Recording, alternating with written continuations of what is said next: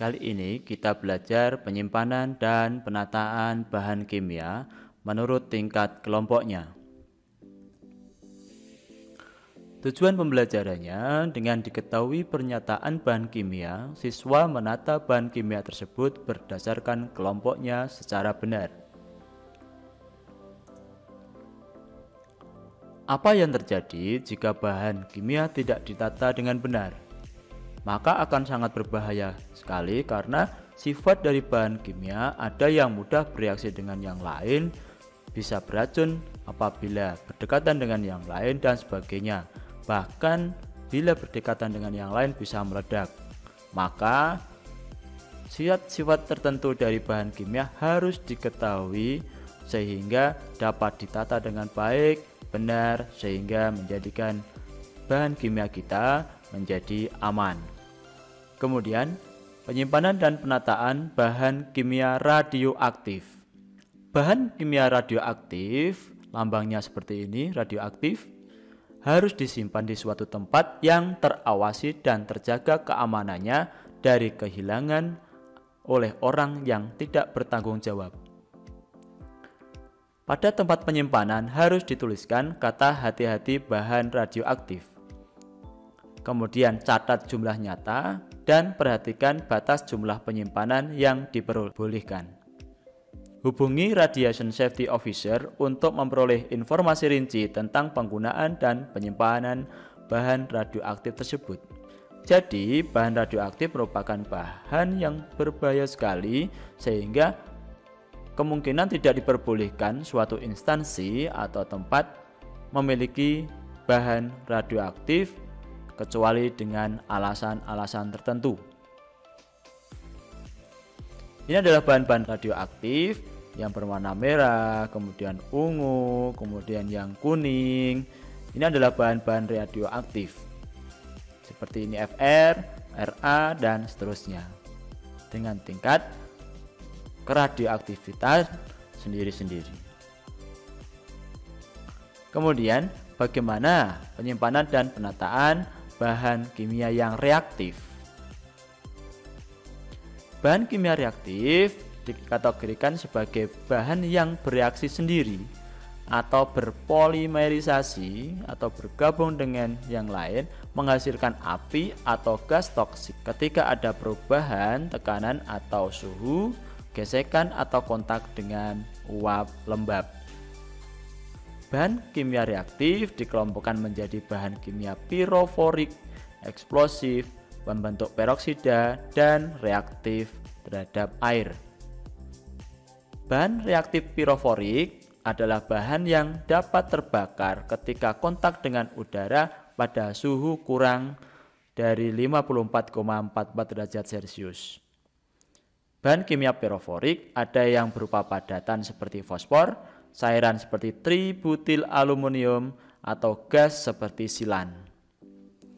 Bahan piroforik harus disimpan di dalam kabinet flammable secara terpisah dari cairan flammable dan cairan combustible. Cairan flammable adalah cairan yang mudah menyala dan cairan combustible adalah cairan yang mudah terbakar. Unsur fosfor harus disimpan dan dipotong dalam air. Demikian gas silan harus disimpan secara khusus. Kemudian bahan reaktif eksplosif adalah bahan yang dapat menimbulkan ledakan. Ledakan tersebut diakibatkan oleh penguraian bahan secara cepat dan menghasilkan pelepasan energi dalam bentuk panas, api, dan perubahan tekanan yang tinggi.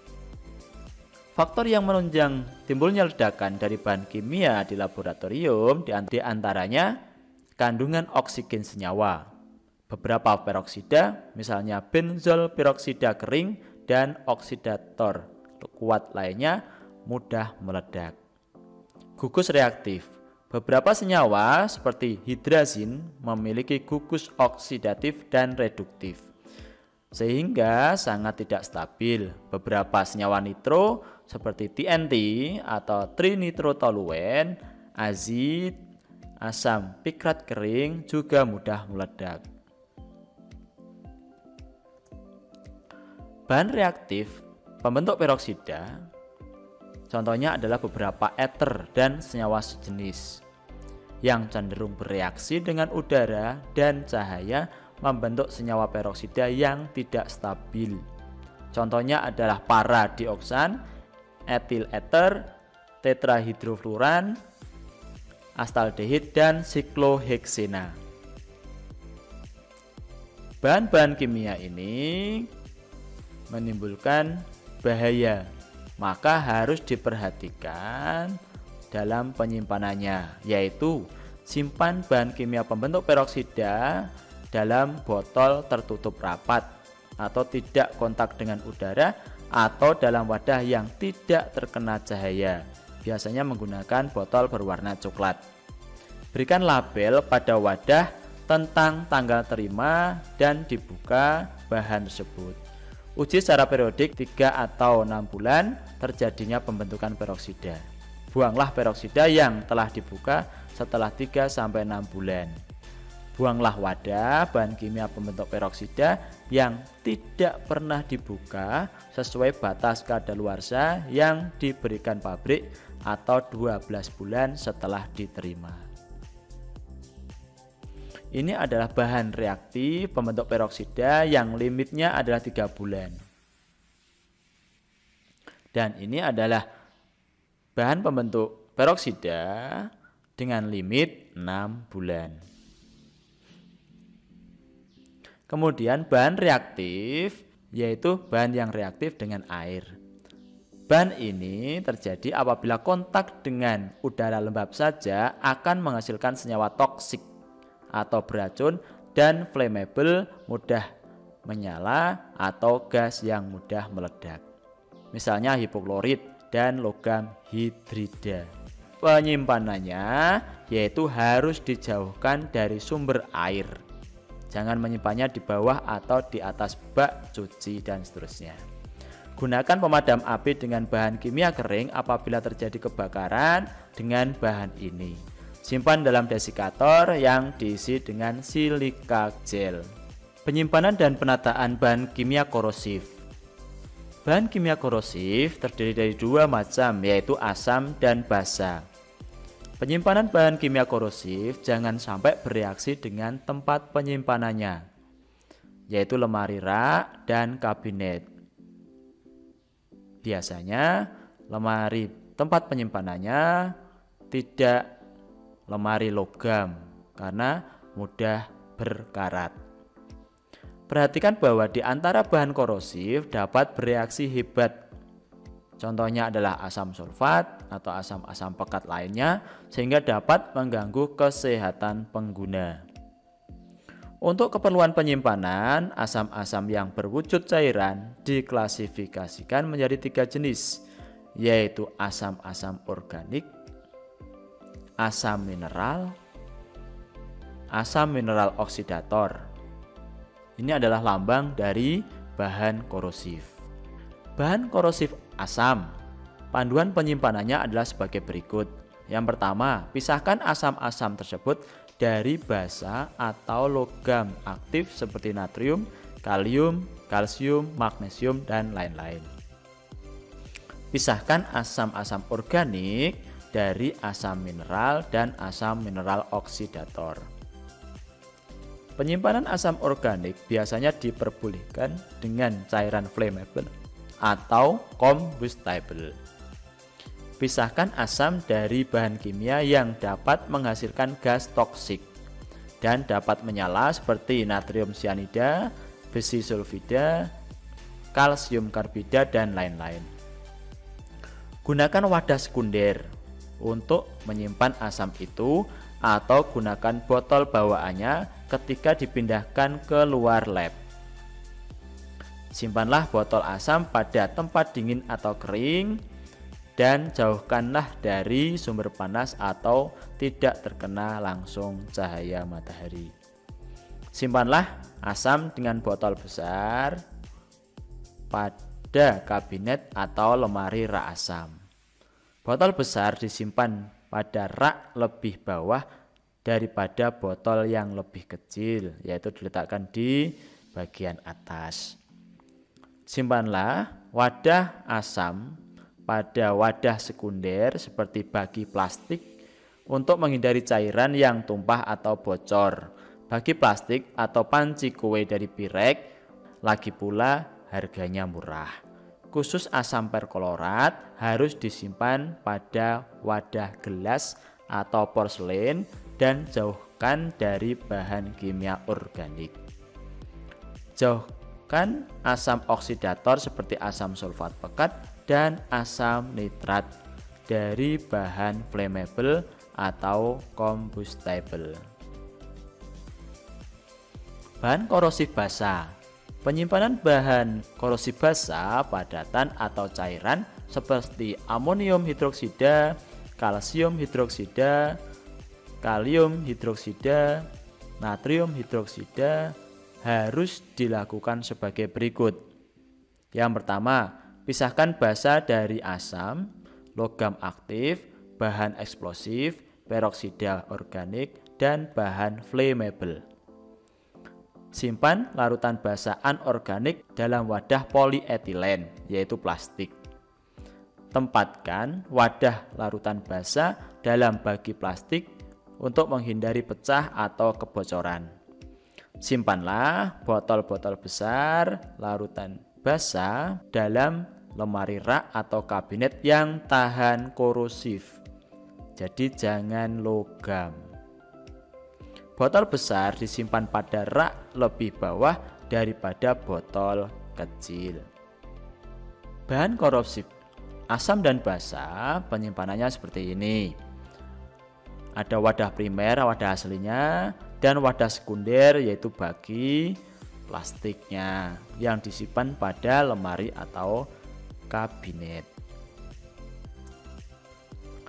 Bagaimana penyimpanan dan penataan bahan kimia flammable dan combustible? Flammable adalah mudah menyala, combustible adalah mudah terbakar. Cairan bahan kimia flammable dan combustible diklasifikasi menurut titik bakar atau nyala dan titik didihnya.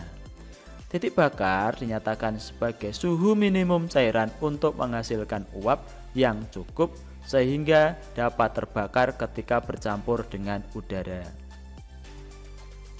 Cairan flammable kelas 1 mempunyai titik bakar kurang dari 37,8 derajat Celcius dan tekanan uap tidak melebihi 40 pon per inci kuadrat pada 37,8 derajat Celcius. Cairan flammable kelas 1 dibagi menjadi sub-sub kelas, yaitu kelas 1A memiliki titik bakar kurang dari 22,8 derajat Celcius dan titik didih kurang dari 37,8 derajat Celcius. Contohnya adalah aerosol flammable. Kelas 1B mempunyai titik bakar kurang dari 22,8 derajat Celcius dan titik didih lebih dari sama dengan 37,8 derajat Celcius. Dan kelas 1C mempunyai titik bakar lebih dari sama dengan 22,8 derajat Celcius dan kurang dari 37,8 derajat Celcius. Sedangkan titik didihnya tidak ditentukan. Ini adalah cairan combustible, kelompokkan ke dalam kelas 2 dan 3 dengan titik bakar lebih dari sama dengan 37,8 derajat Celcius. Cairan ini untuk kelas 2, cairan yang mempunyai titik bakar lebih dari sama dengan 37,8 derajat Celcius, tetapi kurang dari 60,0 derajat Celcius. Untuk kelas 3A, cairan yang mempunyai titik bakar lebih dari 60 dan kurang dari 93,4 derajat Celcius. Sedangkan kelas 3B memiliki titik bakar lebih dari 93,4 derajat Celcius. Untuk bahan kimia flammable dapat disimpan dengan bahan kimia combustible, asam organik combustible, pelarut non-flammable. Beberapa cairan flammable yang ada di sekitar kita yaitu astaldehid, aseton, heksana, toluen, silen, dan etanol. Secara umum penyimpanannya adalah Cairan flammable kelas 1 yang jumlahnya lebih dari 10 galon hingga 25 galon harus disimpan dalam wadah yang aman. Sedangkan lebih dari 25 galon hingga 60 galon harus disimpan juga dalam kabinet. Wadah dari gelas jangan digunakan untuk menyimpan cairan flammable. Pelarut dengan kualitas teknis harus disimpan dalam wadah logam. Cairan flammable yang memerlukan kondisi dingin hanya disimpan pada kulkas yang bertuliskan life safe. Jangan sekali-kali memasukkan pada kulkas biasa. Jauhkan bahan flammable dari oksidator. Hindari penyimpanan cairan flammable dari panas, sengatan matahari langsung, dan sumber nyala atau api. Bahan kimia padatan yang cepat terbakar karena gesekan, panas maupun reaktif terhadap air dan spontan terbakar dinamakan padatan flammable atau mudah menyala. Misalnya asam pikrat, kalsium karbida, fosfor metaklorida, litium, dan kalium. Unsur litium, kalium, dan natrium harus disimpan di dalam minyak tanah atau minyak mineral. Padatan flammable ini harus disimpan dalam kabinet flammable dan dijauhkan dari cairan flammable atau cairan combustible. Bila reaktif terhadap air, jangan disimpan di bawah bak cuci tersebut. Bagaimana penyimpanan dan penataan bahan kimia oksidator? Bahan kimia yang termasuk oksidator adalah bahan kimia yang menunjang proses pembakaran dengan cara melepaskan oksigen atau bahan yang dapat mengoksidasi senyawa lain. Contohnya adalah kalium permanganat, feriklorida, natrium nitrat, hidrogen peroksida, dan sebagainya. Bahan kimia oksidator harus dipisahkan dari bahan-bahan flammable dan combustible, serta bahan kimia reduktor seperti seng, logam alkali, dan asam formiat. Jangan menyimpan dalam wadah atau tempat yang terbuat dari kayu. Juga jangan berdekatan dengan bahan lain yang mudah terbakar. Simpan pada tempat dingin dan kering. Contoh kalium permanganat, dan ini adalah simbol dari bahan oksidator. Bagaimana menyimpan bahan kimia beracun atau toksik? Bahan beracun atau toksik terdiri dari bahan beracun tinggi dengan ciri memiliki oral rate LD50 kurang dari 50 mg per kilogram. Beracun atau toksik dengan oral rate LD50 50-100 mg per kilogram. Dan sebagai bahan kimia karsinogenik atau karsinogen, yaitu penyebab kanker. Kemudian tulisi wadah bahan kimia ini dengan kata bahan beracun, simpan di dalam wadah yang tidak mudah pecah dan tertutup rapat. Ini adalah simbol dari bahan beracun.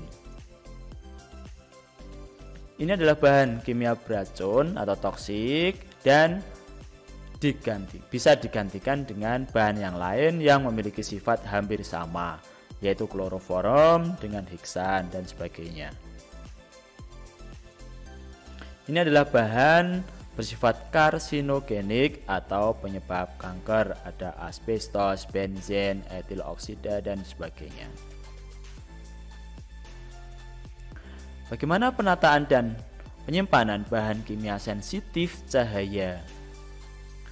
Penyimpanan bahan kimia yang sensitif cahaya harus dipisahkan atas dasar tingkat kebahayaannya. Misalnya brom dengan oksidator, arsen dengan senyawa beracun. Beberapa contoh yang sensitif terhadap cahaya diantaranya adalah brom atau Br2, garam merkuri, kalium ferrosianida, natrium yodida, dan lain-lain. Agar tidak terjadi penguraian, bahan kimia ini harus terhindar dari sinar matahari atau cahaya, Simpan bahan sensitif cahaya dengan botol berwarna coklat. Apabila botol penyimpanan bahan kimia ini harus dibungkus dengan foil atau kertas perak atau timah, maka tuliskan label pada bagian luar botol tersebut. Kemudian bagaimana penyimpanan dan penataan gas terkompresi atau gas bertekanan? Yaitu pisahkan dan tandai mana tabung gas yang berisi dan mana yang kosong. Amankan bagian atas dan bawah silinder dengan menggunakan rantai dan rak logam. Atur regulator ketika gas dalam silinder digunakan. Pasang tutup ventil ketika silinder tidak digunakan. Jauhkan silinder dari sumber panas, bahan korosif, bahan berasap maupun bahan mudah terbakar. Pisahkan silinder yang satu dengan yang lainnya jika gas dari silinder satu dapat menimbulkan reaksi dengan gas dari silinder yang lain. Gunakan lemari asap untuk mereaksikan gas yang diambil dari silinder. Gunakan gerobak yang dilengkapi rantai ketika memindahkan silinder gas berukuran besar. Jagalah sumbat katup jangan sampai lepas ketika menggeser-geserkan silinder karena gas dalam silinder memiliki tekanan tinggi. Ini adalah metrik penyimpanan dan penataan bahan kimia. Contohnya, asam anorganik tidak boleh bergabung dengan asam organik. Asam anorganik tidak boleh bergabung dengan basa. Asam anorganik tidak boleh dengan pelarut organik dan seterusnya menurut metrik ini. Ini adalah klasifikasi penyimpanan bahan kimia, bisa dibaca, bisa dilihat, dipelajari. Contohnya adalah asam asetat. Ini tidak boleh bercampur dengan asam kromat, asam nitrat, kemudian etilen glikol, peroksida, permangana, dan sebagainya. Kemudian fosfor putih, ini juga tidak boleh bergabung dengan udara, oksigen, basa, bahan reduktor, dan sebagainya. Demikian untuk penataan dan penyimpanan bahan kimia kali ini.